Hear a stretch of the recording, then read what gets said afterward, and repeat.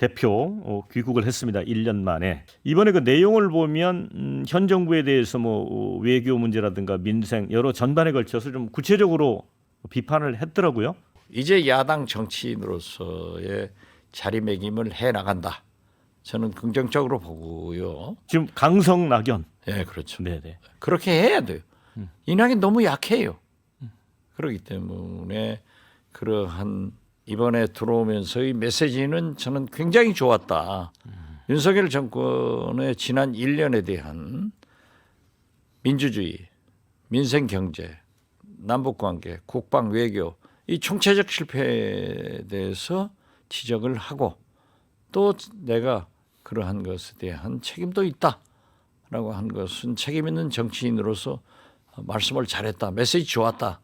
이렇게 생각하고 저는 사실 굉장히 염려를 했던 게 귀국 행사의 일부 보도에 보면은 개딸, 낙딸 이게 충돌이 있을 것이다라고 했는데 그 낙딸이라고 하는 것은 실제적으로 실체가 없대요. 그래서 일부 이제 그 SNS에서 나왔었는데 전혀 충돌 없이 산뜻하게 들어온 것도 아주 잘했다 이렇게 생각합니다. 그런데 이제 이낙연 대표가 이 얘기를 했습니다. 이제 윤석열 정부의 정치, 경제, 외교 전반에 대해서 비판을 쏟아내고 나서 대한민국이 이 지경이 된 데는 저의 책임도 있다는 걸 잘 안다. 못다한 책임을 다하겠다고 했거든요. 그런데 이 책임이 구체적으로 무엇일까? 예를 들어 지난 대선 때 0.73% 차이로 졌지 않습니까? 이재명 후보가. 자, 그런 부분에 대한 대선 패배 그 책임감을 꺼낸 건지 아니면 지금 이재명 대표 체제의 야당이 뭐 지지율이나 모든 면에서 보면 그렇게 훌륭하다 이렇게 보기는 어렵잖아요. 그래서 그런 어떤 역할을 하겠다는 건지 어떻게 보셨어요? 두 가지 다 있을 거예요. 왜냐하면은 민주당 대표를 했고 그 전에는 총리를 했고 지금까지 정치를 해왔는데 강한 민주당이 있어야 집권 여당도 강해지는데 그러한 견제를 하지 못한 것은 내 책임도 크다. 또 정권 재창출을 하지 못한 책임도 있다. 그렇지만은 지금 현재 말씀하신 대로 민주당이 윤석열 대통령 국민의힘 이런 실정에 민주당이 국민으로부터 칭찬을 받냐 지지를 받냐 이건 아니잖아요. 그렇기 때문에 그러한 것에 대해서도 반성의 자책감을 토로한 것 아닌가 저는 그렇게 봅니다. 네, 이제 친이낙연계의 그 신경민 전 의원이 오늘 그 얘기를 했습니다. 이재명 대표가 이낙연 악마화와 무관하다고 생각지 않는다. 이 얘기는 좀 분란의 소지가 있는 발언인데 왜 이 발언을 했을까요? 저는 이낙연 전 대표가 귀국해서 민주당의 김은경 혁신이도 그러하지만은 최대의 개혁과 혁신은 민주당의 단합입니다.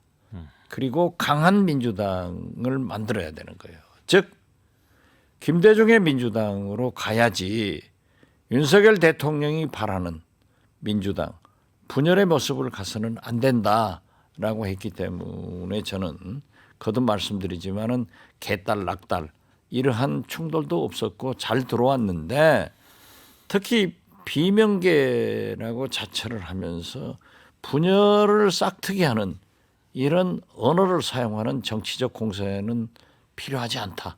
저는 그렇게 봅니다.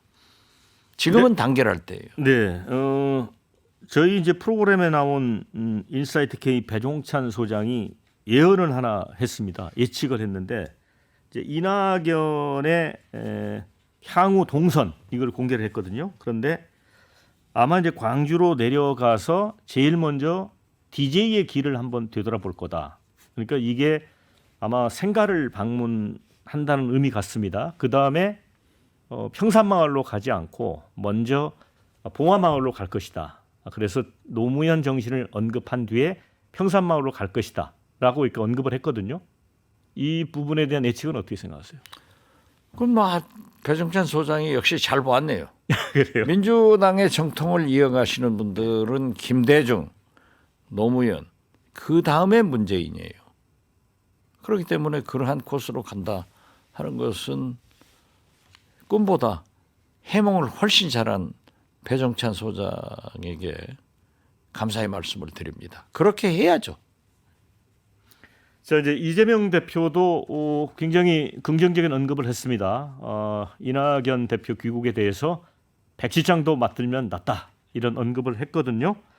자, 그래서 이제 통합 힘을 합쳐야 된다 이렇게 무게를 실었는데, 그러나 이제 아까 앞서 말씀하신 대로 이른바 비명계 친 이낙연계 의원들 몇몇 입을 통해서 또 다른 소리가 좀씩 나오고 있단 말이죠. 뭐 정치권이 네. 통일된 언어 발언이 나오는 것은 굉장히 힘든 얘기죠.